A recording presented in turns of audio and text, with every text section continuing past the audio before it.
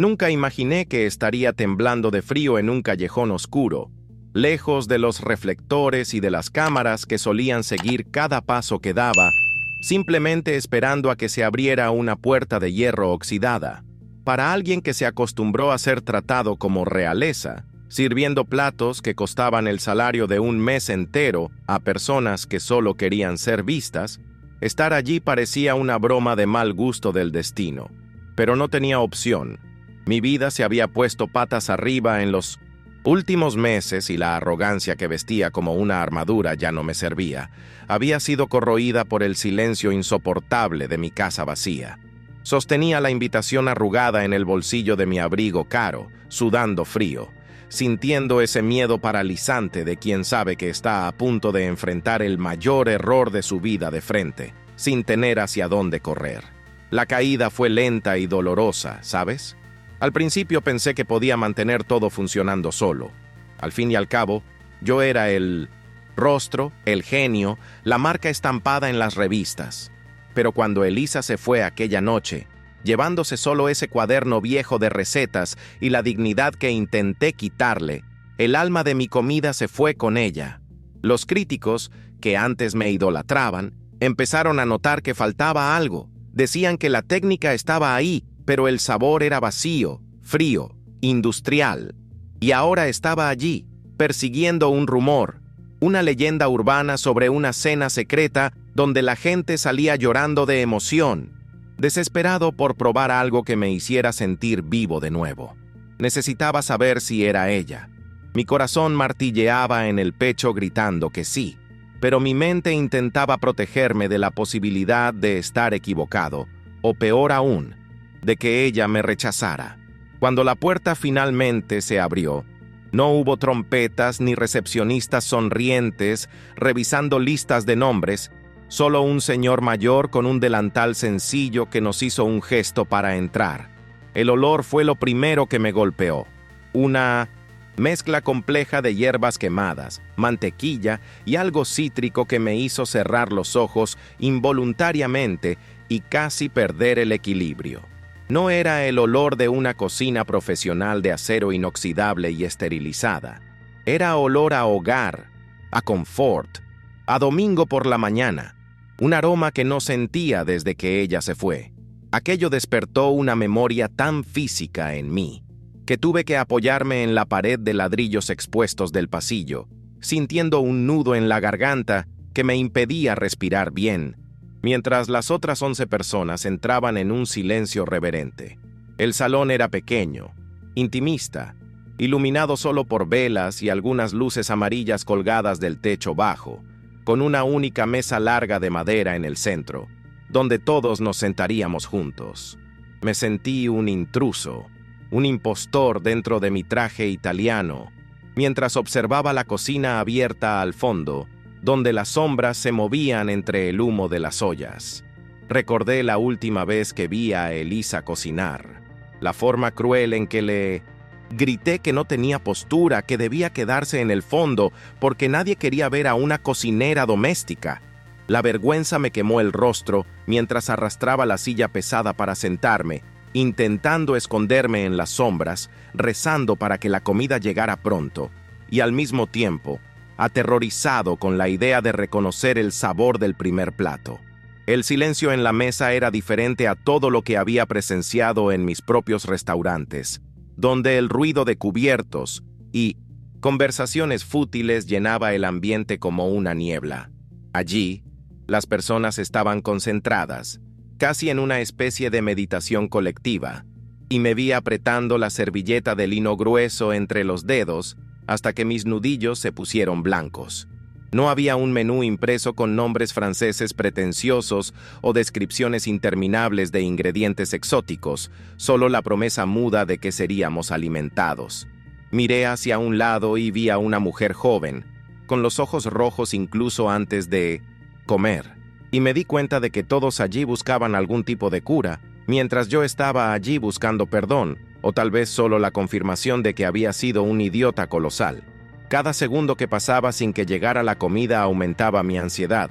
Mi estómago se anudaba y sentía unas ganas incontrolables de levantarme e invadir la cocina. pero mis piernas parecían hechas de plomo. Cuando llegó el primer plato, traído por el mismo señor de antes, la simplicidad de la presentación fue como una bofetada en mi cara, un contraste brutal con las espumas y geles que yo insistía en poner en mis menús. Era solo un cuenco de cerámica irregular, humeante, conteniendo un caldo dorado y límpido con algunos trozos de raíces que parecían haber sido cosechadas esa misma mañana. Me quedé mirando el líquido, con miedo de llevarme la cuchara a la boca, porque el aroma que subía de aquel plato simple era una máquina del tiempo violenta que me arrastraba hacia atrás.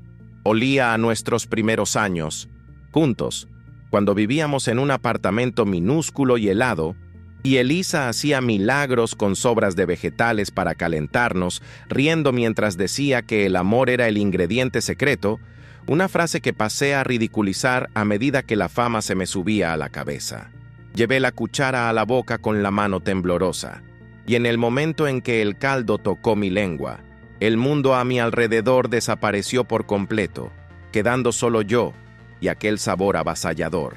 No era solo una sopa, era una orquesta de sabores perfectamente equilibrados, con un toque de jengibre y una dulzura de zanahoria asada que reconocería en cualquier lugar del universo.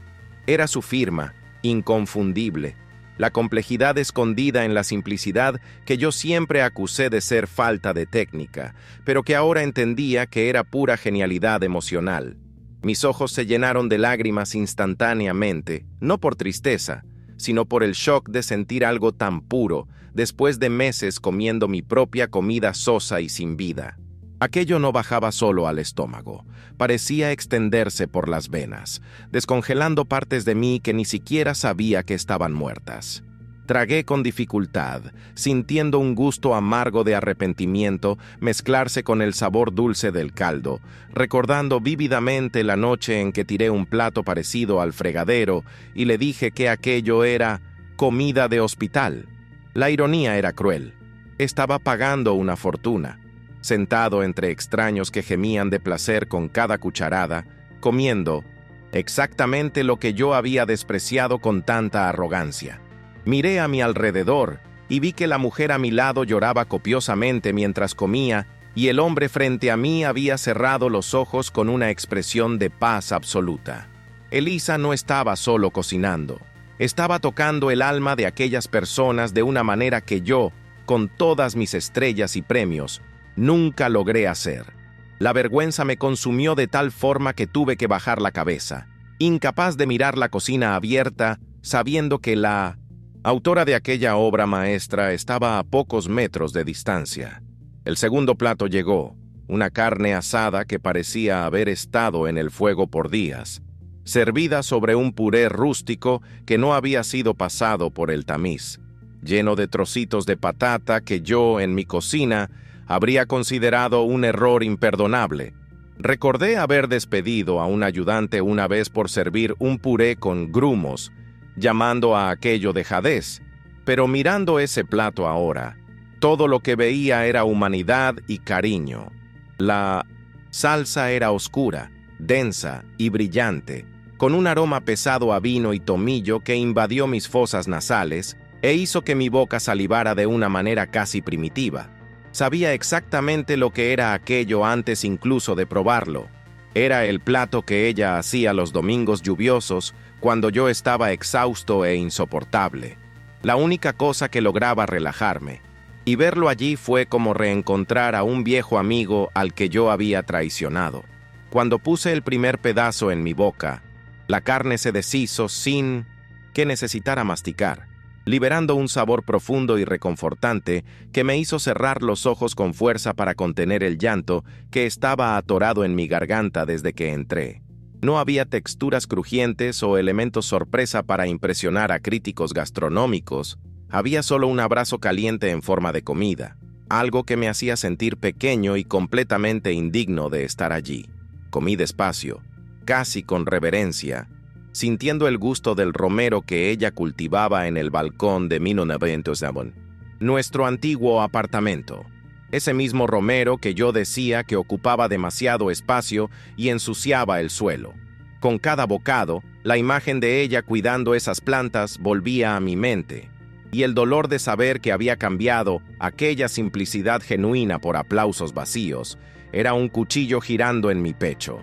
El hombre sentado a mi derecha, un sujeto grande que parecía rudo, se limpió el rabillo del ojo con el dorso de la mano y suspiró profundamente, soltando un «Dios mío» en voz baja que resumió el sentimiento de todos nosotros en esa mesa. Se volvió hacia mí con una sonrisa triste y vulnerable, diciendo que aquella carne tenía el mismo sabor que la comida de su abuela, que había fallecido hace 10 años, y que daría todo por volver a aquella cocina antigua por solo 5 minutos. Yo solo asentí con la cabeza, con un nudo en la garganta, incapaz de decir nada, porque la persona que hacía aquella comida estaba viva, estaba justo ahí, y yo fui el único responsable de expulsarla de mi vida.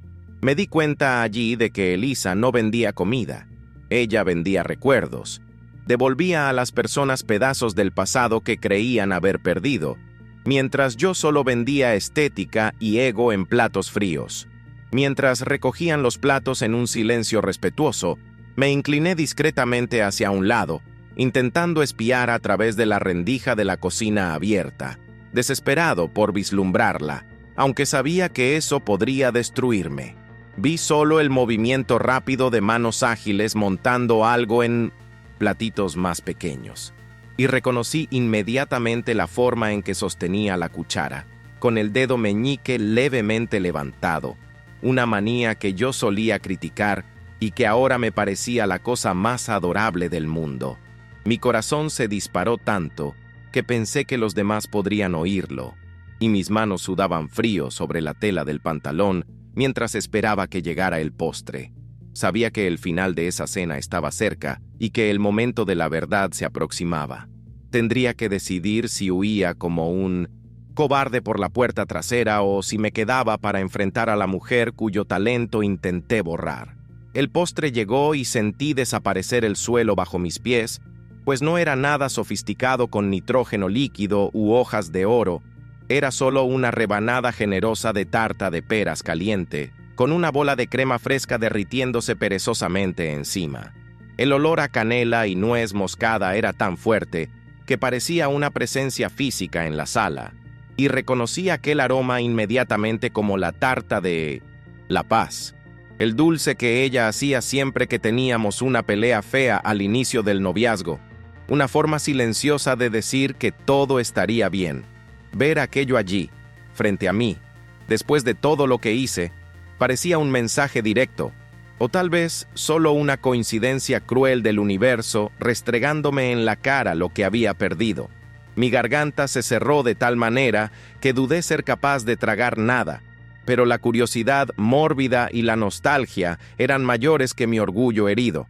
Llevé el tenedor a la boca y la combinación del dulce de la fruta con el leve salado de la masa mantecosa me desmoronó por completo, rompiendo las últimas barreras que aún intentaba mantener erguidas con mi postura rígida.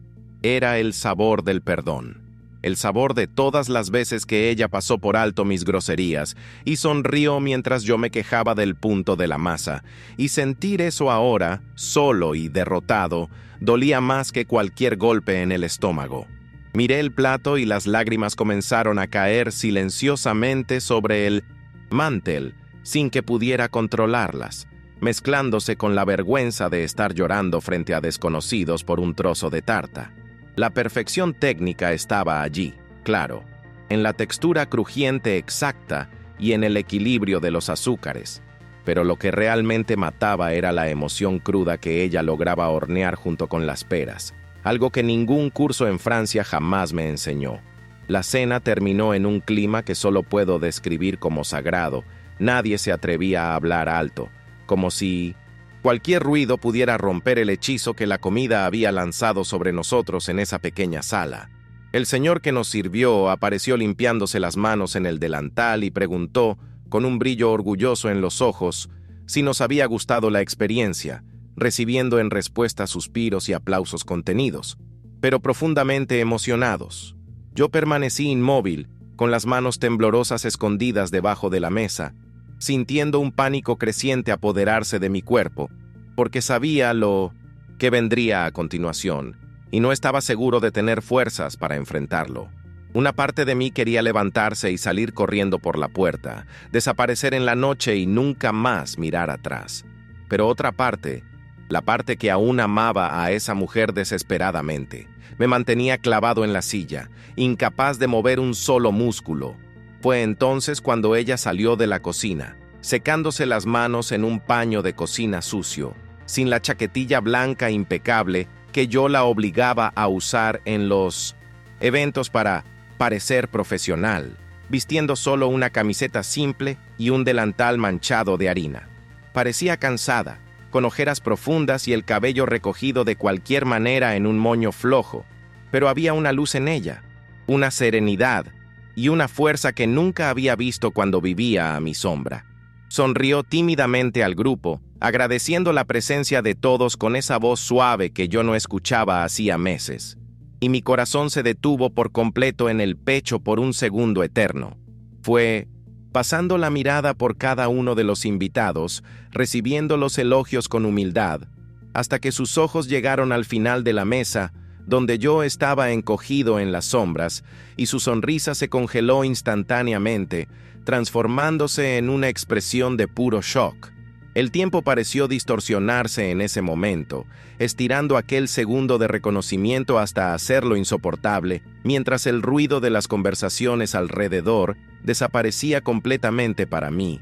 Vi el momento exacto en que el color huyó de su rostro, dejándola pálida bajo la luz amarilla de las velas, y sus manos apretaron la tela del delantal con fuerza, como si necesitara aferrarse a algo para no caer. No había odio en su mirada, lo que habría sido más fácil de soportar, sino una mezcla devastadora de sorpresa y una decepción antigua, esa misma expresión que ponía cuando yo llegaba tarde y borracho a casa. Me sentí desnudo, expuesto frente a todos, como si mi ropa cara y mi postura ensayada hubieran desaparecido, revelando solo al hombre mediocre que yo realmente era sin ella a mi lado.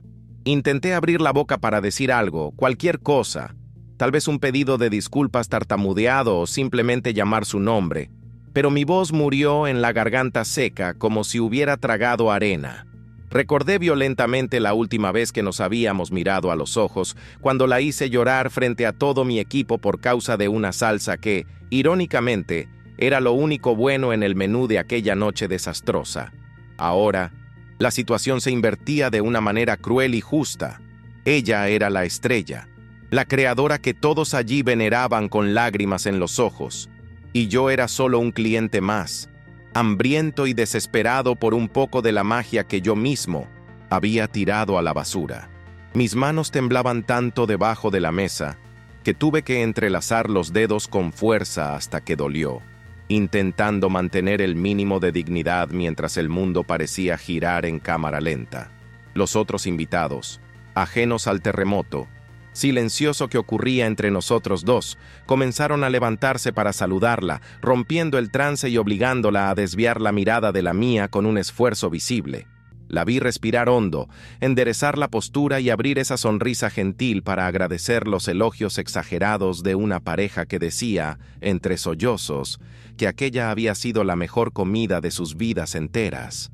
Era doloroso ver cómo ella manejaba aquello con una gracia natural y acogedora, sin la arrogancia performática que yo siempre exhibí, probando lo equivocado que estaba cuando le gritaba que no tenía carisma para tratar con el público. Se fue acercando despacio, parando de silla en silla, aceptando abrazos y apretones de mano, y con cada paso que daba en mi dirección, mi corazón latía más fuerte contra las costillas, como un animal enjaulado a punto de huir. Cuando finalmente se detuvo frente a mí, su olor me envolvió, una mezcla de vainilla, humo y cansancio que me dio ganas de derrumbarme allí mismo y suplicar por una segunda oportunidad que no merecía. No gritó, no hizo una escena ni pidió que me retiraran. Solo me miró desde arriba con una calma que me desarmó por completo, apoyando las manos callosas en el respaldo de la silla vacía a mi lado. «Te lo comiste todo», dijo en voz baja. No como una pregunta, sino como una simple constatación, mirando mi plato limpio donde antes estaba la tarta de peras que sellaba la paz. Su voz no tenía veneno, solo una tristeza resignada que dolió mucho más de lo que cualquier grito de rabia podría haber dolido, porque mostraba que yo ya no tenía el poder de afectarla como antes. Solo asentí, incapaz de sostener la mirada de esos ojos castaños que conocían todos mis defectos, sintiéndome la persona más pequeña del mundo en aquel salón. Estaba delicioso, Elisa. Fue lo único que logré susurrar, con la voz ronca, sintiendo el peso aplastante de cada sílaba salir de mi boca. Quería decir tantas otras cosas. Quería vomitar palabras sobre cómo mis restaurantes estaban vacíos, cómo mi casa parecía un mausoleo helado sin su risa, pero todo se quedó atascado en mi garganta. Ella continuó mirándome fijamente, y por un breve momento vi un destello de la mujer que solía mirarme con admiración, pero pronto fue sustituido por una cautela fría, como si estuviera ante un animal peligroso que ya la había mordido antes. «Gracioso», respondió, cruzando los brazos de una manera defensiva que creó un muro entre nosotros. «Pensé que dirías que le faltaba acidez o que la presentación era demasiado amateur para tu paladar refinado».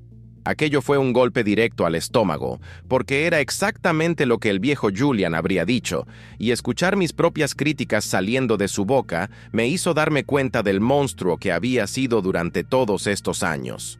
Los otros invitados comenzaron a dirigirse hacia la salida, lanzando miradas curiosas y prolongadas en nuestra dirección, percibiendo que había una tensión extraña y pesada flotando sobre ese rincón de la mesa.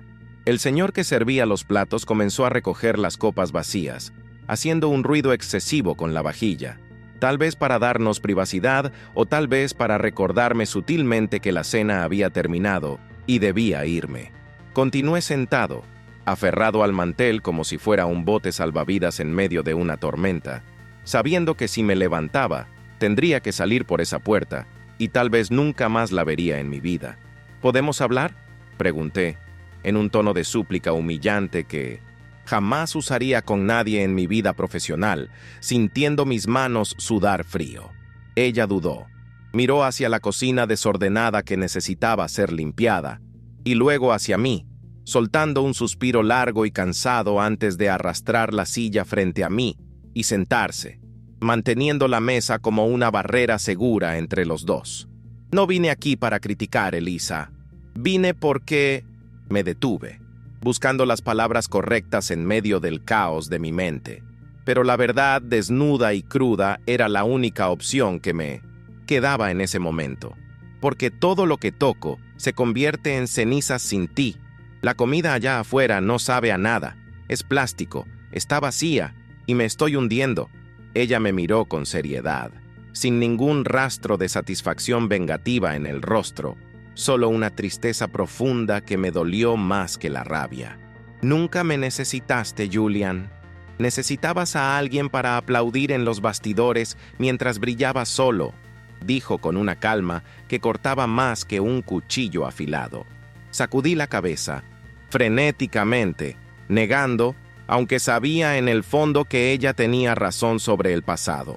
Intenté explicar que el sabor de aquella tarta de peras me recordó quién era yo antes de que la fama se me subiera a la cabeza, de lo felices que éramos en el apartamento pequeño, pero ella levantó la mano suavemente, pidiendo silencio. «No hago esta tarta para recordar el pasado, Julian. La hago porque la gente aquí necesita consuelo hoy, ahora, no un show de ego», explicó, señalando las sillas vacías donde antes había personas llorando de emoción. «Construiste un imperio basado en la vanidad, donde el chef es más importante que el cliente, donde la técnica fría vale más que el sentimiento. Me cansé de ser invisible en tu cocina, pero no porque quisiera tu fama o tus portadas de revista. Me cansé porque mi comida es amor, es conexión, y tú transformaste todo lo que hacíamos en negocio y dinero». Sus palabras resonaron en el salón vacío, golpeando las paredes de ladrillo y volviendo hacia mí con fuerza total. Miré sus manos sobre la mesa. marcadas por pequeñas quemaduras y cortes de trabajo duro, manos que yo solía esconder en fotos promocionales, y sentí una ola de arrepentimiento tan fuerte que tuve que desviar la mirada para no desmoronarme allí mismo frente a ella. El silencio que se instaló entre nosotros era pesado, cargado con el peso de años de heridas no dichas y de momentos en los que elegí el brillo de los reflectores en lugar del calor de nuestra colaboración. Miré alrededor de aquel salón improvisado, con sus paredes descascaradas y muebles de segunda mano, y percibí la ironía amarga de todo aquello. Ella había logrado crear, con casi ningún recurso, la atmósfera mágica que yo gastaba millones intentando fabricar con arquitectos caros y diseñadores de iluminación. Yo transformaba comida en mercancía, en números en una hoja de cálculo de ganancias, mientras ella transformaba ingredientes en sentimientos, y esa era una barrera que ningún dinero en el mundo podría traspasar. Me quedé allí sentado, sintiéndome un impostor en mi traje a medida, dándome cuenta de que toda mi sofisticación era solo una cáscara vacía, intentando esconder la falta de alma que ahora definía mi vida y mi trabajo. Recordé súbitamente la noche en que ganamos nuestro premio más importante, aquella noche en que subí al escenario solo, sosteniendo el trofeo pesado de cristal, e hice un discurso de 10 minutos agradeciendo a todos, menos a ella. Ella estaba allá en el fondo del salón, vestida con un vestido azul que ella misma había cosido, aplaudiendo con lágrimas en los ojos, orgullosa de mí, mientras yo actuaba como si el éxito fuera exclusivamente mío. El recuerdo de aquel momento me golpeó como un puñetazo físico, haciendo que mi estómago se revolviera de vergüenza, porque me di cuenta de que fue allí, en ese exacto instante de vanidad, que comencé a perderla de verdad. Yo había borrado a la mujer que daba sabor a mi vida para poder brillar solo, y ahora, viéndola reinar, en aquel pequeño espacio humilde, entendía que su brillo nunca necesitó mi permiso para existir. En un intento desesperado de arreglar lo irrompible, me incliné hacia adelante, apoyando los codos en la mesa, y usé el único lenguaje que aún sabía hablar con fluidez, el de los negocios. Vuelve a casa, Elisa. La mitad de todo es tuyo. Pongo tu nombre en la fachada, cambio el menú, despido a quien tú quieras. Los restaurantes se están muriendo sin ti. Yo me estoy muriendo sin ti. Solté las palabras rápidamente, intentando negociar su regreso como si fuera un contrato de proveedor. Vi sus ojos entrecerrarse levemente, y me di cuenta demasiado tarde del error colosal que estaba cometiendo al intentar comprar su dignidad con las mismas cosas que la habían herido. Estaba ofreciendo ladrillos, cemento y estatus a alguien que acababa de mostrarme que la felicidad cabía en un tazón de sopa y en un trozo de tarta de pera hecha con cariño. Ella soltó una risa corta y sin humor, moviendo la cabeza despacio como si estuviera decepcionada porque yo seguía siendo el mismo hombre obtuso de siempre. ¿Realmente no entendiste nada, Julian? ¿Crees que quiero mi nombre en una fachada de vidrio o tener que gritarle a cocineros en una línea de producción estresante? Preguntó, pasando la mano por la superficie de madera rústica de la mesa con cariño. Aquí, conozco el nombre de cada persona que se sienta a comer. Veo su reacción en el primer bocado. Cocino lo que siento ganas ese día, no lo que un crítico espera. No quiero tu imperio, quiero mi libertad. Tu restaurante alimenta el ego. El mío alimenta el alma, y no cambio esta paz por todas las estrellas Michelin que tienes en la estantería. Aquellas palabras cerraron la puerta que yo intentaba desesperadamente abrir, dejando claro que su moneda de cambio no era la misma que la mía. Su rechazo no fue agresivo, fue simplemente definitivo, sólido como una pared de hormigón contra la cual yo acababa de estrellar la cara a alta velocidad. Sentí el peso de mi reloj suizo en la muñeca, la tela italiana de mi traje rozando la piel, y de repente todo aquello que usé como armadura durante años parecía ridículo, un disfraz de rey que no engañaba a nadie más. Miré mis manos abiertas sobre la mesa, manos suaves de quien solo señala y manda, y las comparé mentalmente con las manos de ella, callosas y quemadas, manos que creaban, que tocaban, que curaban. La vergüenza que sentí en ese momento fue diferente a la anterior.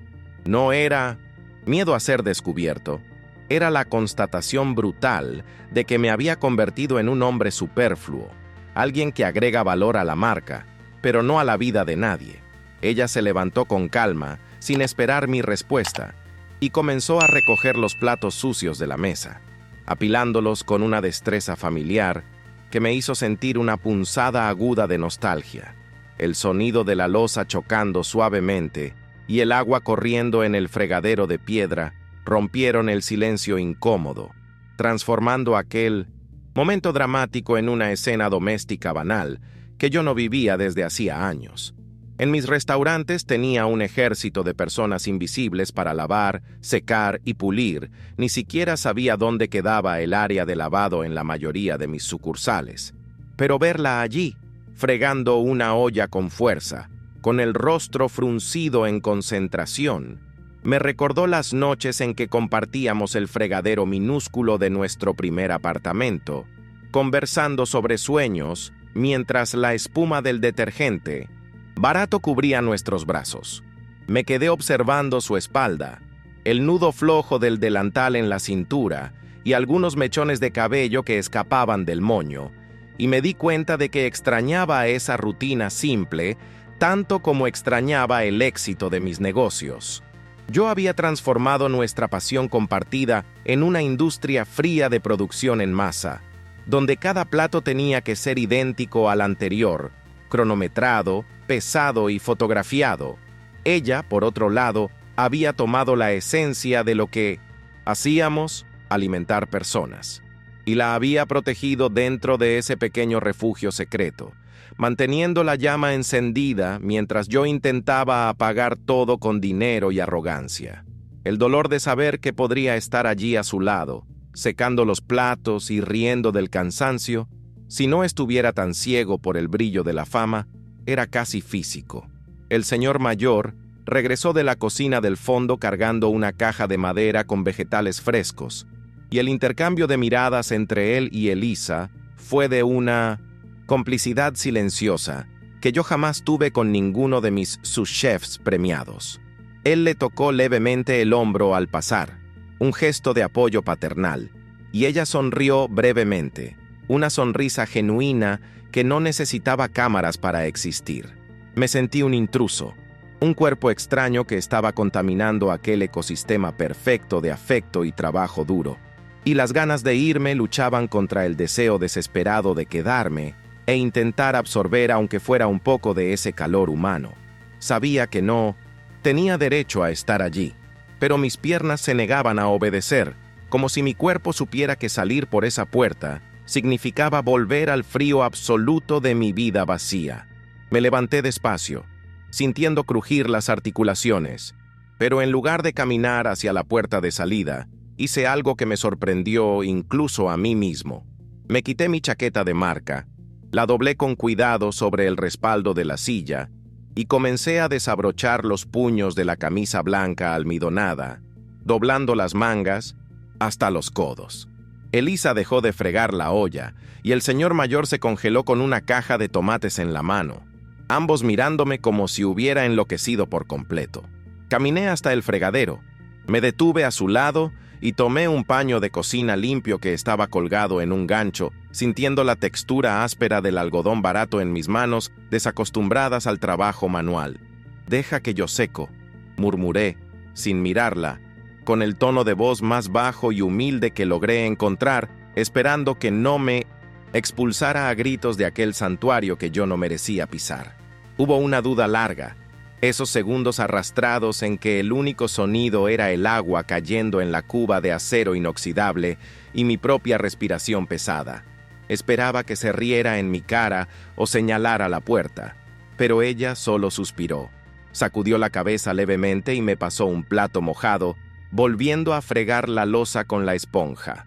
Comenzamos a trabajar lado a lado, hombro con hombro, en un ritmo que mi cuerpo recordaba automáticamente, Un baile antiguo que habíamos perfeccionado años atrás y que la fama me había hecho olvidar. Tomar aquel plato caliente y húmedo de sus manos, secarlo y apilarlo, creó una conexión física silenciosa entre nosotros, algo mucho más íntimo que cualquier cena elegante que tuvimos en los últimos años de matrimonio fallido. Mientras secaba cada cubierto, me di cuenta de que aquella tarea repetitiva y simple tenía un efecto casi meditativo, calmando la tormenta de ansiedad que rugía dentro de mi cabeza. No había camareros corriendo, no había maître gritando órdenes, no había la presión de ser perfecto. Había solo el sonido del agua, el olor a jabón de coco y su presencia a mi lado.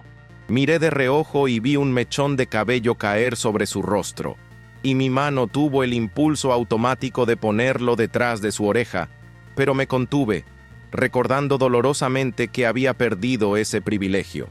Allí, en ese fregadero estrecho, me sentí más útil y conectado a la realidad que en cualquier momento del último año, dándome cuenta de que la felicidad no estaba en la cima de la montaña, sino en la escalada compartida que yo había abandonado.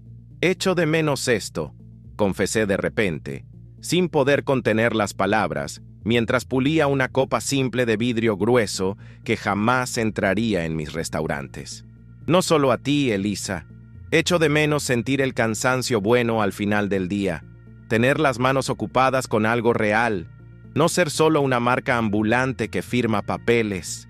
Ella cerró el grifo, el silencio súbito llenando la cocina, y apoyó las manos mojadas en el borde del fregadero, mirando hacia el frente, hacia los azulejos blancos y viejos de la pared. Cambiaste el cansancio del trabajo por el cansancio de la apariencia, Julian, dijo suavemente, sin mirarme. Querías ser un dios de la cocina, intocable y perfecto, pero olvidaste que los dioses no comen, no sienten sabor, y principalmente los dioses no aman a nadie más que a sí mismos. Aquella verdad dolió porque era exacta. Me había aislado en el Olimpo y ahora me estaba muriendo de hambre emocional. Cuando la última olla fue secada y guardada, el silencio que quedó no era ya opresivo, sino de una claridad aterradora que parecía limpiar mi mente. Miré mis manos, rojas por el agua caliente y el detergente, y por primera vez en mucho tiempo, sentí orgullo de algo que había hecho, aunque fuera solo lavar loza en un lugar escondido. Aquella frase suya sobre que los dioses no aman se quedó resonando en mi cabeza, desmontando el resto del pedestal donde me había colocado durante tanto tiempo, haciéndome ver lo solitaria que es la cima cuando se llega allí pisando a las personas que amamos. Me recosté en la encimera, exhausto de una manera que el dinero no resuelve, y la miré a ella, que se quitaba el delantal despacio, revelando a la mujer simple y extraordinaria que había dejado escapar por pura ceguera y vanidad. No había nada más que lavar, nada que organizar, y eso significaba que nuestro tiempo allí se estaba agotando, trayendo de vuelta el miedo paralizante de tener que salir por esa puerta. El señor que ayudaba en la cocina carraspeó tímidamente, rompiendo el momento, y se despidió con un movimiento de cabeza respetuoso hacia ella y una mirada severa y evaluadora hacia mí.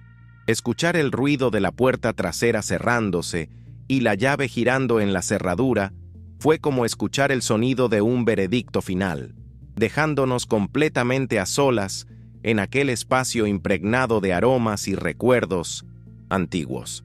La luz de las velas en el salón ya se había apagado casi toda, quedando solo la iluminación cruda de la cocina, que dejaba todo expuesto, sin filtros, sin la magia de la cena para protegernos de la realidad cruda de nuestra relación despedazada. Elisa suspiró, pasándose la mano por la frente con cansancio visible, y comenzó a apagar las luces de los equipos, un gesto definitivo de cierre que hizo que mi corazón se apretara en el pecho, sabiendo que ya no tenía excusas lógicas para permanecer allí invadiendo su espacio sagrado. Tomé mi chaqueta doblada en la silla, pero no me la puse, sosteniéndola contra el pecho como si fuera el peso muerto de mi antigua vida que ahora estaba obligado a cargar fuera de allí. Voy a cerrar el restaurante principal mañana, Solté la frase al aire antes de que pudiera arrepentirme, viendo sus ojos abrirse ligeramente con sorpresa genuina, algo que no veía hacía mucho tiempo. No para hacer una reforma o cambiar el menú, sino porque ya no puedo entrar en esa cocina y fingir que aquello tiene alma. No después de hoy. No después de probar lo que es comida de verdad. No sé qué voy a hacer después. Tal vez vaya a la quiebra. Tal vez desaparezca. Pero no puedo seguir sirviendo mentiras en platos de porcelana mientras me siento vacío por dentro. No dije aquello para impresionarla o como una táctica barata de manipulación. Fue un vómito de verdad que estaba atascado en mi garganta hacía meses. La confesión de que mi imperio era, en 1900, realidad, una prisión dorada. Elisa me estudió por un largo minuto, buscando cualquier rastro de mi antigua arrogancia o ironía, pero creo que todo lo que encontró fue a un hombre roto y aterradoramente honesto. No corrió a abrazarme, no dijo que todo estaría bien, ni se ofreció a salvarme del agujero que yo mismo había cavado, y la respeté y admiré aún más por esa postura firme. No cierres por mi causa, Julian, y no cierres si es solo para hacer drama y ser noticia en los periódicos mañana, dijo con firmeza, cruzando los brazos de nuevo, pero con los hombros visiblemente más relajados esta vez. Si vas a cambiar, cambia porque finalmente entendiste que la comida se trata de quien se sienta a la mesa y necesita ser acogido, no sobre el ego inflado de quien está en la cocina. Y si estás hablando en serio, si estás realmente dispuesto a bajar de ese trono ridículo, tal vez, solo tal vez, puedas aprender a sentir el sabor de las cosas de nuevo, empezando desde cero. Salí de allí, aquella noche sin hacer promesas grandiosas o juramentos de amor eterno, solo asentí con la cabeza y caminé hacia la calle fría y desierta, sintiendo el aire helado golpear mi rostro aún caliente de la cocina.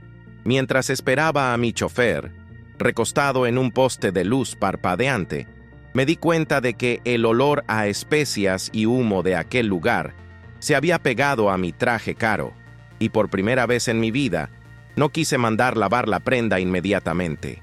Aquel aroma era la prueba de que algo real había sucedido, de que no había alucinado aquella experiencia transformadora, y respiré hondo, intentando guardar esa sensación en mis pulmones. El camino de regreso a mi ático lujoso y vacío fue silencioso. Yo miraba por la ventana del coche blindado, viendo la ciudad pasar y sintiendo una extrañeza enorme, como si fuera un turista en mi propia vida, desconectado de todo aquello que llamé éxito por tanto tiempo. Al día siguiente, entré en mi restaurante principal, el Lore, con una sensación de náusea que no tenía nada que ver con la digestión, sino con un rechazo espiritual a aquel ambiente estéril. Las encimeras de acero inoxidable brillaban tanto que dolían los ojos. Los cocineros trabajaban en un silencio militar, con miedo de respirar mal cerca de mí, y no había un solo olor a comida en el aire, solo el olor químico de productos de limpieza potentes. Pedí probar la salsa de la carne que se serviría en el almuerzo, un demi-glace que tardaba 48 horas en estar listo, y cuando me la puse en la boca, sentí solo la técnica, la textura aterciopelada, el brillo perfecto, la sal a medida, pero no había corazón, no había nada que me hiciera querer cerrar los ojos y suspirar. Escupí la salsa en la basura discretamente, sintiendo un gusto amargo de derrota, y me di cuenta de que Elisa tenía razón. Yo había creado una fábrica de comida perfecta para robots, no para seres humanos que necesitaban consuelo. La reunión con el equipo fue corta y dolorosa. No hubo mis habituales gritos o berrinches de genio incomprendido, solo una conversación franca que dejó a los 30 empleados con caras de interrogación y miedo. Expliqué que haríamos una pausa por tiempo indeterminado, que todos recibirían sus salarios y derechos, pero que aquella cocina, de esa manera, no funcionaría más bajo mi mando a partir de ese servicio. Ver la confusión en los ojos de mi sous-chef, un chico talentoso que yo venía entrenando para ser tan arrogante como yo, fue un golpe de realidad. Preguntó si era una jugada de marketing o si íbamos a reformar el salón, incapaz de comprender que el problema no estaba en la decoración, sino en el alma del negocio. Tomé mi juego de cuchillos personalizados, esos con mi nombre grabado en acero de Damasco, los metí en la mochila y salí por la puerta principal sin mirar atrás, sintiendo un peso gigantesco salir de mis espaldas, mezclado con el terror vertiginoso de quien acaba de saltar de un acantilado sin paracaídas. Pasé las semanas siguientes encerrado en mi apartamento, despachando a la empleada e intentando hacer algo que no hacía desde hacía 15 años, cocinar solo para mí, en mi cocina doméstica mal equipada. Fue un desastre humillante al principio. Quemaba el ajo porque estaba acostumbrado a fogones industriales potentes. Erraba el punto del arroz porque no tenía a nadie para vigilar la olla por mí, y la comida salía con sabor a frustración. Me sentaba en el suelo de la cocina, comiendo unos fideos pasados directamente de la olla, y lloraba de rabia y de nostalgia, dándome cuenta de lo dependiente que era de la estructura que había montado y lo lejos que estaba de la simplicidad genial de Elisa. Pero poco a poco, entre un error y otro, comencé a reencontrar el placer de cortar una cebolla sin prisa, de escuchar el chisporroteo del aceite en la sartén, de probar y ajustar la sal pensando en el sabor y no en la crítica del periódico, iniciando allí mi lento y solitario proceso de desintoxicación del ego. Una noche de martes, lluviosa, cuando la soledad de mi apartamento se volvió demasiado insoportable para aguantar, me puse unos vaqueros viejos y una camiseta negra básica y conduje hasta aquel callejón oscuro donde mi vida había cambiado. No tenía reserva, no tenía invitación y, honestamente, no tenía ni la esperanza de ser recibido, pero necesitaba estar cerca de ese calor, aunque fuera desde afuera. Me quedé parado bajo la lluvia fina, recostado en la pared de ladrillos, viendo a la gente llegar con esa expresión de expectativa ansiosa que yo solía despreciar, pero que ahora envidiaba profundamente. Me sentía como un exiliado espiando a través de las puertas del paraíso, sabiendo que había sido expulsado por mérito propio, pero incapaz de alejarse completamente de la única fuente de luz que conocía. Cuando el señor que cuidaba la puerta me vio allí, empapado y patético, no sonrió, pero tampoco me echó. Solo se quedó observándome con una curiosidad silenciosa, como si intentara descifrar si yo era una amenaza o solo un hombre perdido. Me armé de valor y caminé hacia él, no con la postura de dueño del mundo que usaba para intimidar, sino con la cabeza baja y las manos en los bolsillos, sintiendo el frío penetrar en los huesos. «No vine a cenar», le dije, antes de que pudiera impedirme el paso, mi voz compitiendo con el ruido de la lluvia y de los coches distantes. «Yo solo necesito saber si necesitan ayuda en el fregadero hoy, gratis.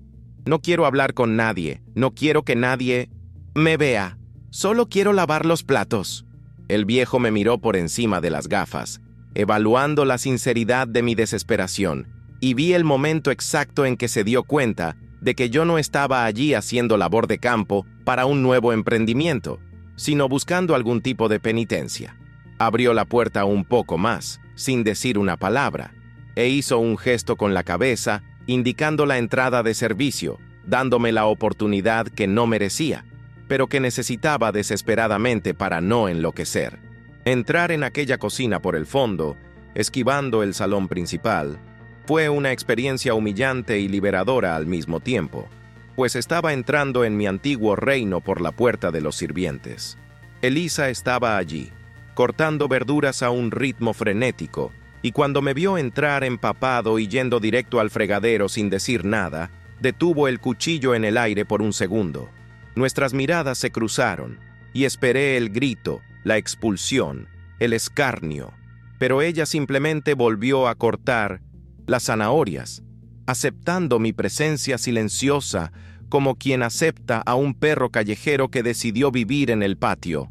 Me puse el delantal sucio que estaba colgado, abrí el grifo y comencé a trabajar, y esa noche, mientras frotaba la grasa de bandejas pesadas hasta que mis brazos dolían, Me sentí más chef que en cualquier momento de los últimos 10 años, porque estaba sirviendo a la comida y no sirviéndome de ella.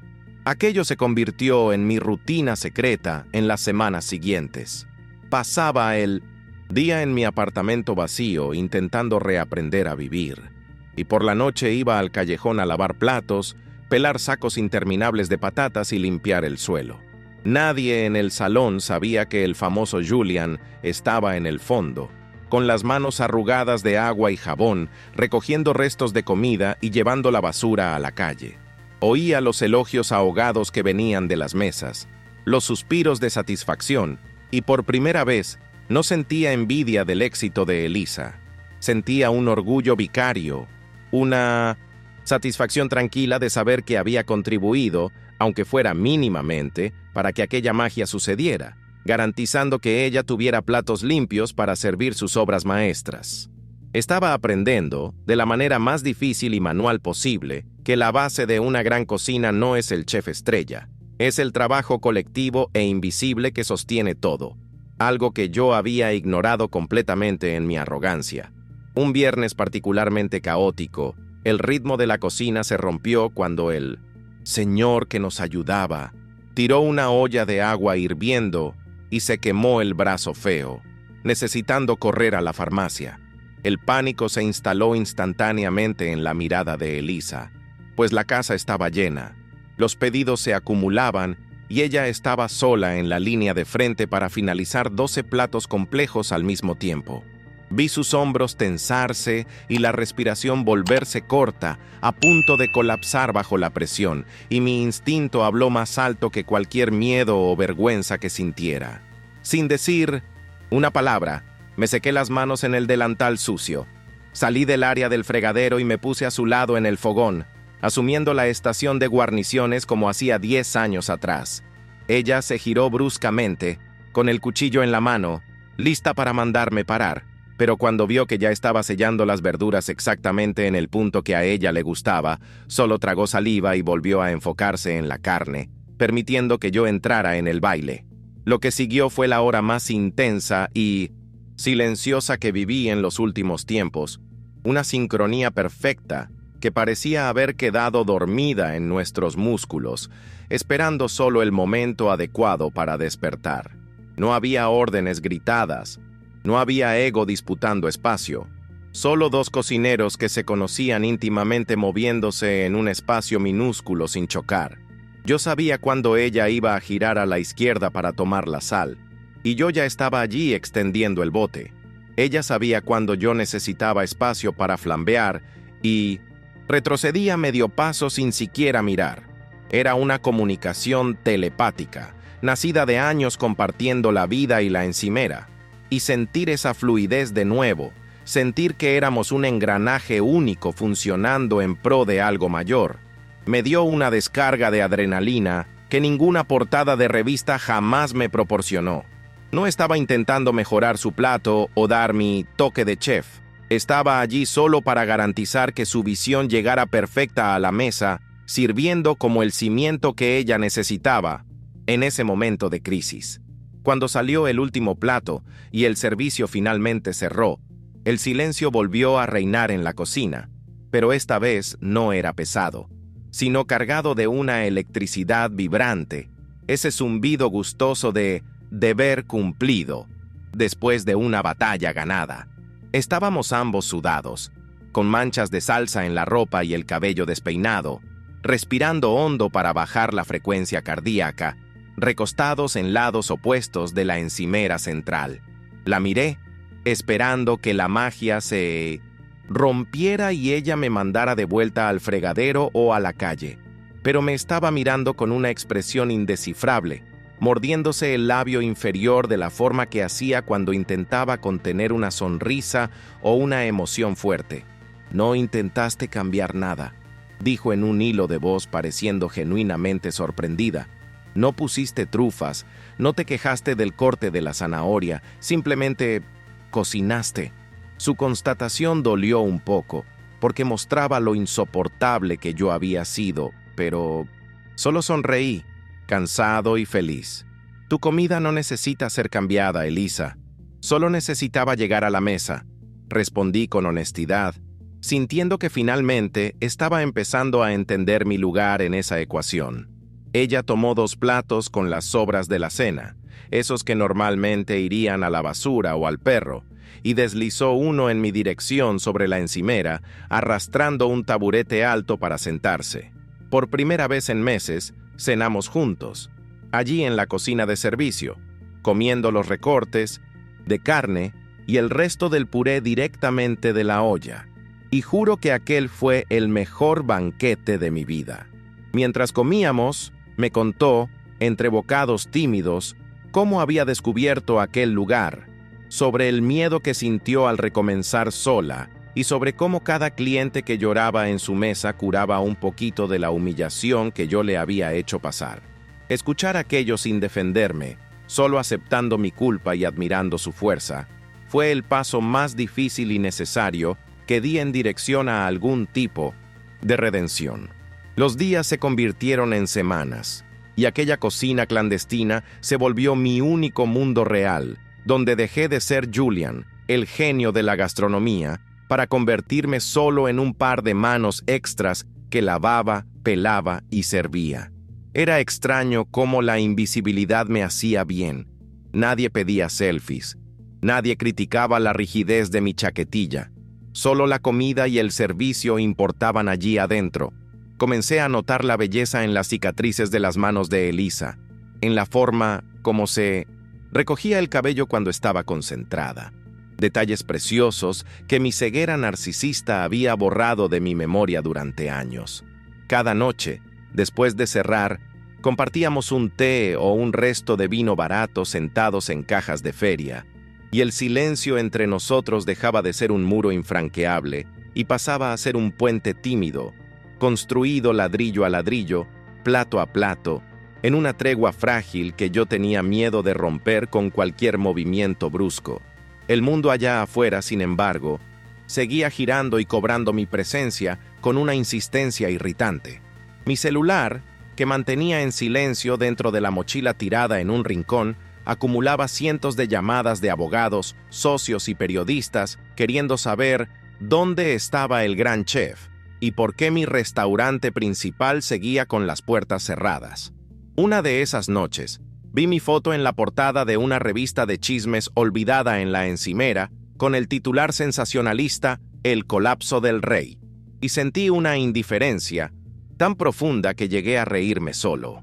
Aquel hombre de la foto, de brazos cruzados y mirada altiva, parecía un extraño, un personaje arrogante que interpreté en una película mala y que ahora estaba muerto.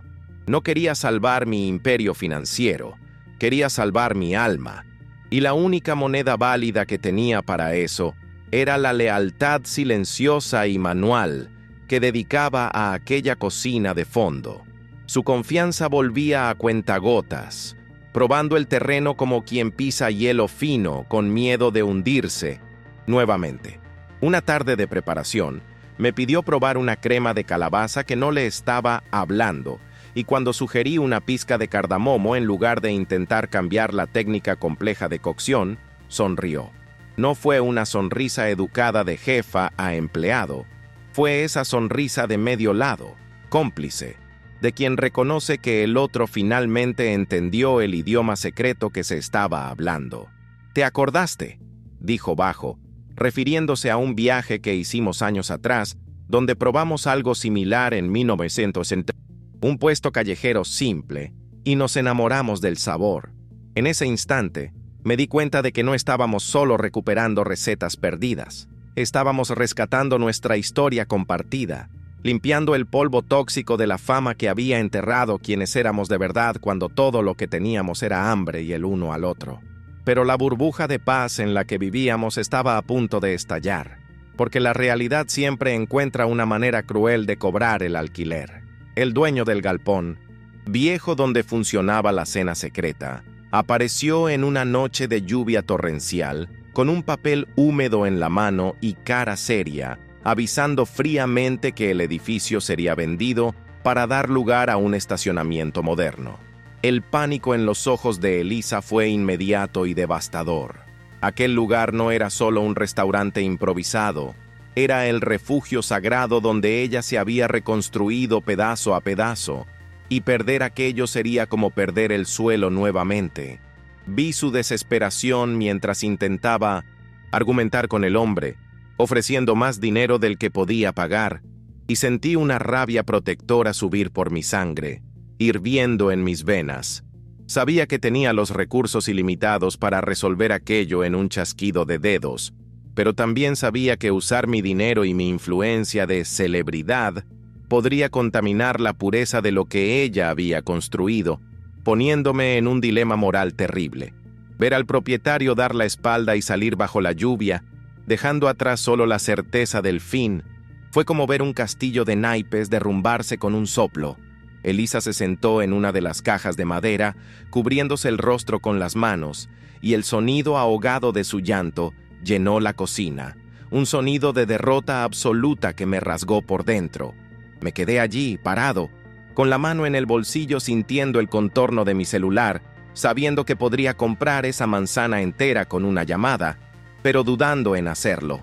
Tenía miedo de que, al usar mi dinero, estuviera transformando su sueño en una propiedad más mía, un ítem más en mi inventario de conquistas, y sabía que ella jamás aceptaría ser salvada por el mismo poder que la había oprimido.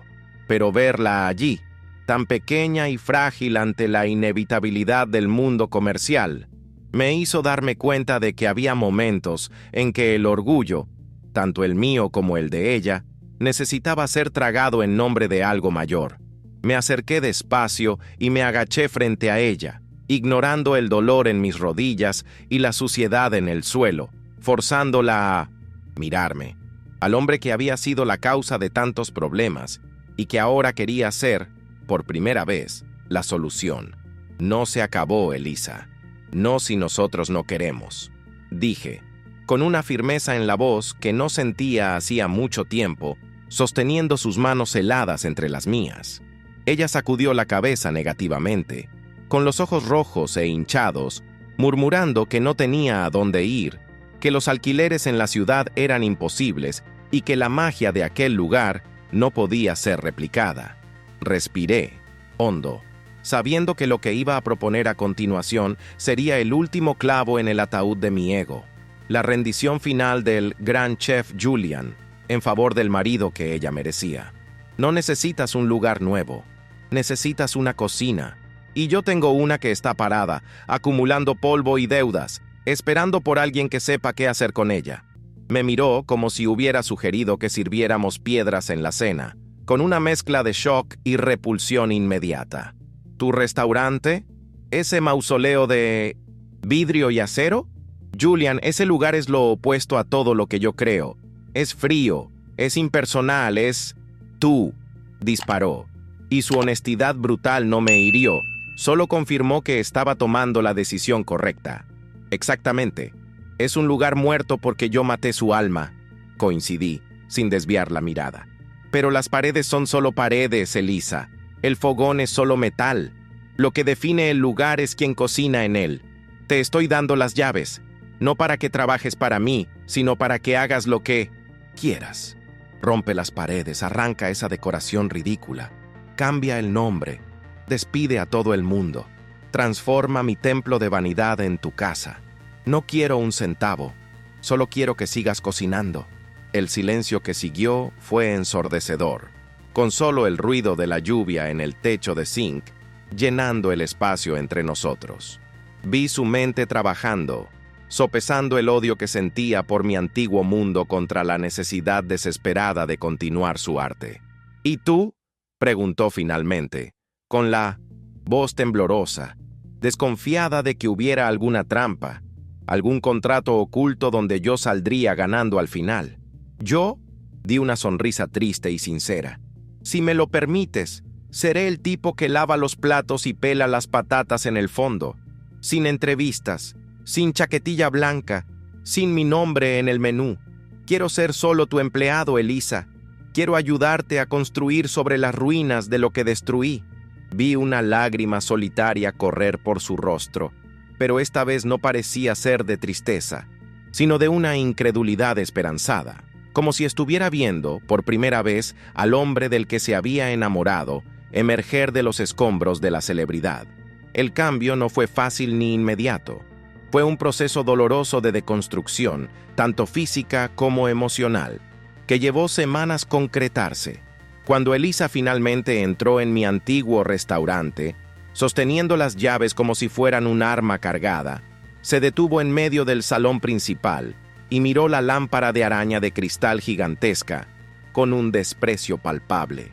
Yo me quedé detrás de ella, sosteniendo una caja de cartón con los utensilios humildes que trajimos del galpón, sintiéndome un intruso en mi propia creación, avergonzado por la opulencia excesiva que antes yo llamaba buen gusto. «Todo esto tiene que salir», dijo, señalando los manteles de lino almidonado y las sillas de terciopelo que costaban más que un coche popular.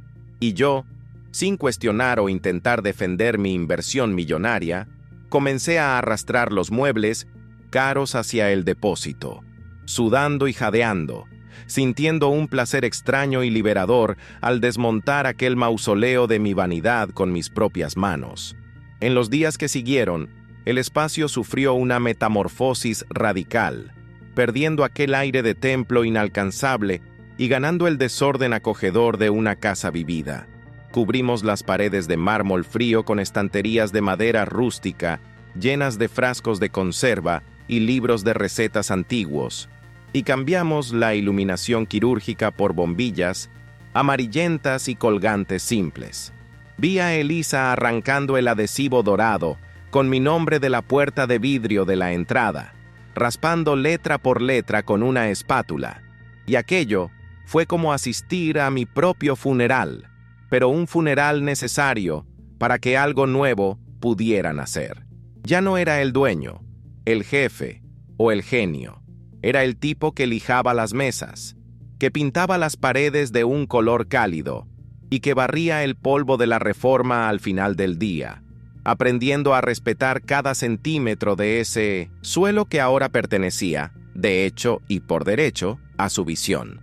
La reapertura no tuvo invitaciones para la prensa, ni alfombra roja, ni influencers digitales disputando espacio para tomar fotos de la comida antes de probarla. Abrimos las puertas un martes cualquiera, con solo una pizarra de tiza en la acera escrita a mano por Elisa. «Comida de verdad. Entra si tienes hambre». La cocina, ahora abierta y sin las barreras de vidrio que yo usaba para separar el arte de la plebe, permitía que el olor del sofrito invadiera la calle, sirviendo como el único marketing necesario.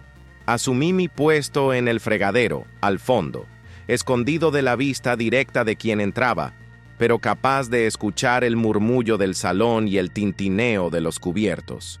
Mi corazón latía desacompasado, no por miedo a la crítica gastronómica, sino por el terror de que nadie entrara, de haber condenado su talento al fracaso por asociarlo a mi dirección maldita. Pero vinieron, primero los curiosos que pasaban por la calle, atraídos por el aroma de pan fresco y romero, y después los fieles seguidores de la cena secreta, que descubrieron la nueva dirección por el boca a boca. Ver a aquellas personas sencillas, que jamás tendrían dinero para pagar mi antiguo menú degustación, sentarse en las mesas que yo construí, riendo y compartiendo fuentes de comida humeante, fue la escena más bonita que he presenciado. Espiaba por la rendija de la puerta batiente, con las manos enjabonadas, y veía a Elisa circulando por el salón con una sonrisa leve, sirviendo cucharones generosos de ragú, mientras el viejo señor del galpón servía vino en vasos bajos y robustos.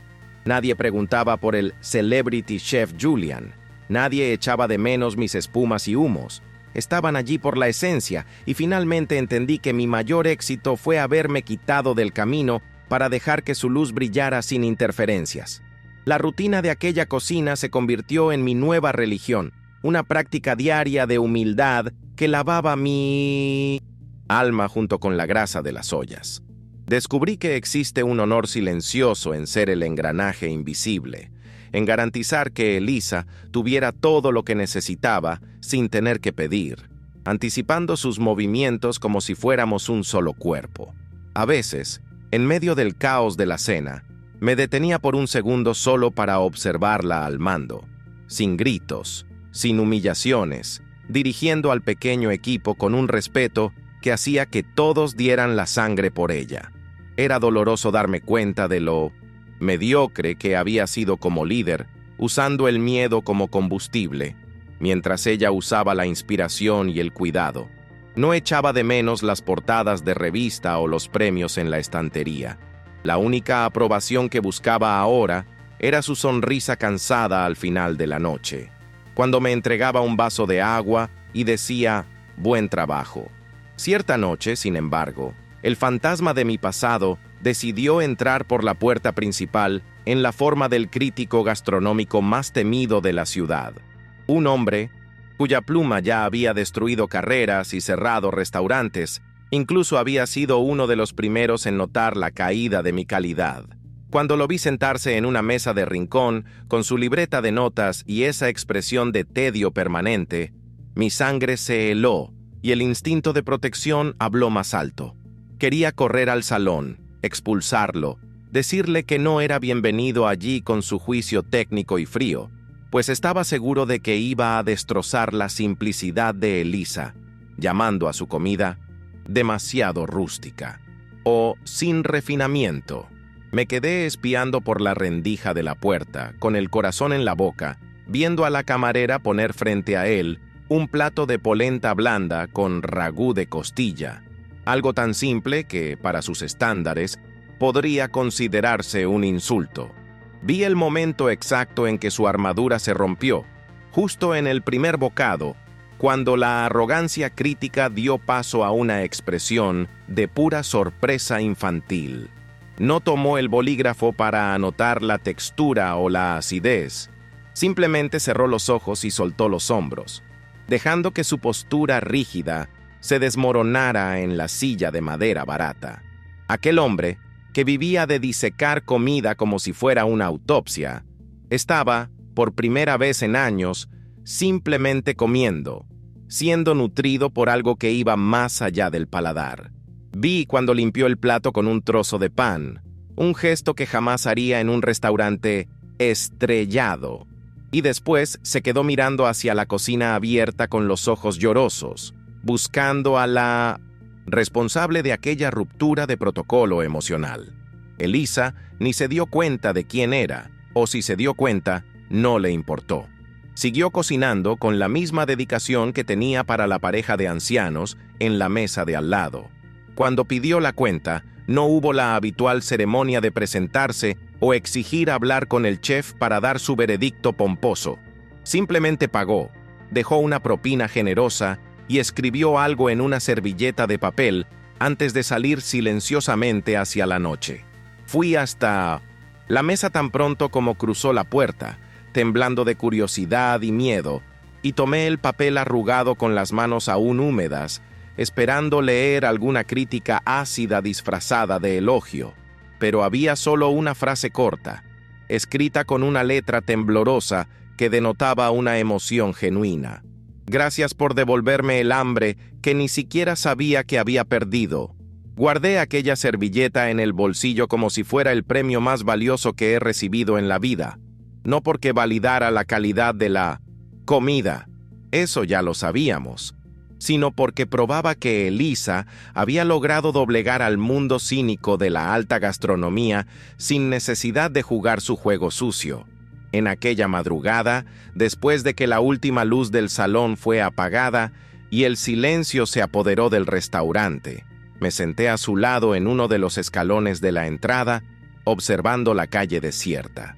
Saqué la servilleta arrugada del bolsillo y se la entregué, sin decir nada, observando mientras leía el mensaje simple bajo la luz débil de una farola.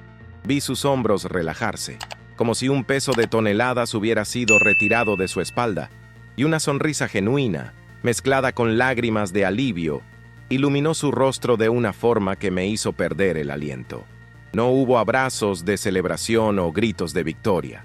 Hubo solo una mirada intercambiada entre nosotros, Una mirada profunda y prolongada que decía más que cualquier pedido de disculpas que yo pudiera formular. Allí, sentado en el suelo frío, me di cuenta de que la admiración que veía en sus ojos no era por el chef famoso que fui, sino por el hombre que estaba allí, sucio y cansado, dispuesto a quedarse en la sombra para que ella pudiera brillar. Al día siguiente, tomé la decisión final que cortaría de una vez las amarras con mi antigua vida de apariencias y mentiras. Marqué una reunión con mis abogados y contadores, que entraron en el nuevo restaurante mirando con desdén la decoración rústica, e instruí que comenzaran el proceso de disolución de mi marca personal y de todas las franquicias que llevaban mi nombre. Intentaron argumentar. Dijeron que estaba loco, que estaba tirando a la basura un patrimonio millonario y un legado construido con mucho esfuerzo, pero yo solo me reí, sintiendo una ligereza que rozaba la euforia. Firmé los papeles encima de una mesa de madera que yo mismo había lijado, con las manos sucias de harina, cerrando la carrera del Celebrity Chef Julian, sin una pizca de remordimiento. No estaba perdiendo nada. Estaba comprando mi libertad y pagando el precio para recuperar la dignidad de poder mirar a Elisa sin sentirme un fraude. Algunas noches después, Elisa cayó enferma, exhausta por el ritmo alucinante de llevar la cocina sola y por la carga emocional de todo lo que habíamos vivido. La obligué a irse a casa más temprano y asumí el mando del cierre, prometiendo que le llevaría algo para comer. Cuando me quedé solo frente al fogón, sentí un frío en el estómago diferente. No el miedo a errar la técnica, sino el temor sagrado de cocinar para la única persona cuya opinión realmente me importaba ahora. No intenté hacer nada elaborado. Tomé algunos huevos frescos, hierbas del huerto que plantamos en el fondo y un trozo de pan de fermentación natural. Preparé una tortilla simple, cremosa por dentro, doblándola con un cuidado que jamás tuve con langostas o trufas, poniendo allí toda la gratitud y el amor que no lograba expresar con palabras, rezando para que el sabor tradujera mi arrepentimiento. Llegué a nuestro antiguo apartamento, a donde me había mudado de vuelta, durmiendo en el sofá de la sala, y la encontré encogida en el sofá, temblando de frío. Puse el plato en su regazo y esperé, de pie, con las manos cruzadas, sintiéndome como un aprendiz en el primer día de prácticas. Ella probó el primer bocado en silencio, masticando despacio, y cerró los ojos, soltando un suspiro largo que hizo que mi corazón se disparara. «Sabe a cuidado», susurró, abriendo los ojos y mirándome Desarmó. con una ternura que me... «No tiene ego, Julian. Solo sabe a comida de quien quiere cuidar a alguien». Aquella frase fue mi absolución final, la prueba de que había aprendido la lección más difícil de todas, la de que el ingrediente secreto nunca fue una especia rara, sino la intención de quien sostiene la olla. Me senté en el suelo a su lado, y por primera vez en años, comimos juntos en el mismo plato, en paz. El restaurante se consolidó no como el nuevo lugar de moda que atrae influencers por una semana, sino como una extensión de la sala de estar de la gente del vecindario. Ya no limpio solo platos, arreglo mesas tambaleantes, cambio bombillas quemadas y converso con proveedores de vegetales que tienen las manos más sucias que las mías, aprendiendo sobre la tierra de una manera que nunca hice antes. El anonimato se volvió mi escudo y mi mayor confort. Ver a las clientas entrar, comer y salir felices sin saber que el hombre que picó la cebolla ya fue portada de revista internacional es un placer, secreto y adictivo. A veces, alguien me mira con un aire de déjà vu, frunciendo el ceño como si intentara recordar de dónde conoce mi rostro, pero yo solo sonrío educadamente, bajo la cabeza y sigo barriendo el suelo, dejando que piensen que soy solo alguien vagamente familiar, tal vez un primo lejano o un ex vecino. La dinámica entre Elisa y yo alcanzó un equilibrio silencioso que nunca creí posible que existiera entre nosotros, donde ya no hay disputa de ego o poder, solo un intercambio constante de respeto. Ella crea, ella sueña los sabores y la dirección del menú, Y yo soy el brazo firme que ejecuta la base, que garantiza que el stock esté organizado y que el caldo esté hirviendo en el punto justo para que ella brille. No hay gritos de mando. No hay lanzamiento de ollas por frustración, solo el sonido rítmico de los cuchillos golpeando la tabla y el chisporroteo del fuego. Una música que calma mi ansiedad crónica mejor que cualquier remedio. Me di cuenta, en la práctica diaria, que ser el segundo no me disminuye como hombre o como profesional.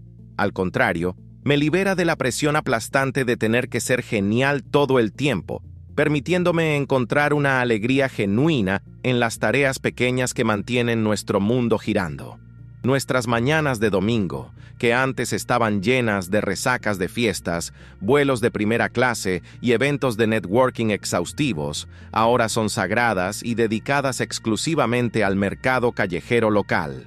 Caminamos del brazo entre los puestos ruidosos, eligiendo tomates feos pero sabrosos y regateando el precio del pescado fresco directamente con el pescador, riendo de chistes internos que habíamos olvidado. Es en esas horas, viendo el sol de la mañana golpear su rostro sin maquillaje y escuchándola discutir apasionadamente sobre el punto de maduración de un queso artesanal, que siento la grandiosidad de la vida simple que casi tiré a la basura por pura ceguera. Ya no somos la pareja poderosa de la gastronomía que sale en las columnas sociales. Somos solo dos cocineros apasionados que descubrieron, a duras penas, que el condimento más importante de la vida es el tiempo de calidad que se gasta juntos, lejos de los reflectores. Ayer recibí un correo electrónico de un antiguo inversor proponiendo comprar la licencia de mi nombre de vuelta, diciendo que el mercado me echaba de menos y que podríamos lanzar una línea de congelados gourmet para facturar millones rápidos. Leí el mensaje sentado en una caja de plástico en el fondo de la cocina, con el olor a pan de fermentación natural horneándose a mi alrededor, y sentí una náusea física solo de imaginar volver a ese mundo de plástico, metas agresivas y sonrisas falsas. Borré el correo sin siquiera pensar en responder, sintiendo una paz absoluta e inquebrantable con mi total irrelevancia en el escenario gastronómico mundial actual. No quería sus millones. Quería ese olor a romero fresco, el calor del horno en mi espalda y la certeza absoluta de que, cuando el servicio terminara esa noche, tendría una mano caliente para sostener y no un trofeo de vidrio helado para abrazar. Miro su cuaderno de recetas, ahora reposando sobre la encimera de madera, manchado de aceite, vino y salsa de tomate, con los bordes de las páginas gastados por el uso constante y amoroso. Antiguamente habría mandado digitalizar todo y tirar esa basura, sustituyéndola por tablets y fichas técnicas impersonales. Pero hoy entiendo que ese cuaderno es el verdadero mapa del tesoro que fui demasiado estúpido para valorar. Cada mancha allí cuenta una historia de una cena que salvó el día de alguien. Cada anotación en el margen es un ajuste hecho con el corazón y no con una calculadora de costos. Paso la mano por la tapa de cuero sintético descascarado, con una reverencia que nunca tuve por ninguna escritura de propiedad, dándome cuenta de que la verdadera herencia que vamos a dejar no es una marca global, sino el sabor que quedará en la memoria de quien tuvo la suerte de sentarse a nuestra mesa. Cuando el último cliente sale y giramos el cartel de la puerta a cerrado, siento un cansancio físico que penetra hasta los huesos, pero es un cansancio limpio, diferente del agotamiento tóxico y mental que sentía al administrar mi antiguo imperio. Mis piernas duelen de estar de pie, mi espalda se queja, pero mi cabeza está ligera, libre del zumbido constante de la ansiedad y de la necesidad de aprobación ajena. Miro el salón vacío, con las sillas desordenadas y migajas en el suelo, y no veo desorden. Veo los vestigios de vida, la prueba de que cumplimos nuestra misión de alimentar no solo estómagos, sino espíritus hambrientos. Perdí el estatus, perdí los millones y perdí la fama, pero gané la capacidad de dormir por la noche sin necesitar pastillas, sabiendo que mi trabajo del día fue honesto, real y hecho con mis propias manos. Elisa termina de cerrar la caja, guarda el dinero en una bolsita simple y viene hacia mí, pasando los brazos alrededor de mi cintura y apoyando la cabeza en mi pecho, ensuciando mi camiseta negra de harina, lo que no me importa ni un poco. Nos quedamos allí abrazados en la oscuridad de la cocina, escuchando solo el motor de la nevera, y siento una gratitud tan avasalladora que llega a doler, la certeza absoluta de que soy el hombre más afortunado del mundo por haber tenido una segunda oportunidad que claramente no merecía. Ella no dice nada, y ni hace falta. El latido de su corazón contra el mío es la única conversación necesaria, la confirmación de que estamos en la misma sintonía, caminando juntos al mismo ritmo, sin que nadie necesite correr delante para figurar más que el otro. Salimos a la calle y cerramos la puerta de hierro, dejando atrás el olor a especias que impregnó las paredes, y caminamos de la mano por la acera fría rumbo a nuestro apartamento, 2 bultos anónimos en la gran ciudad.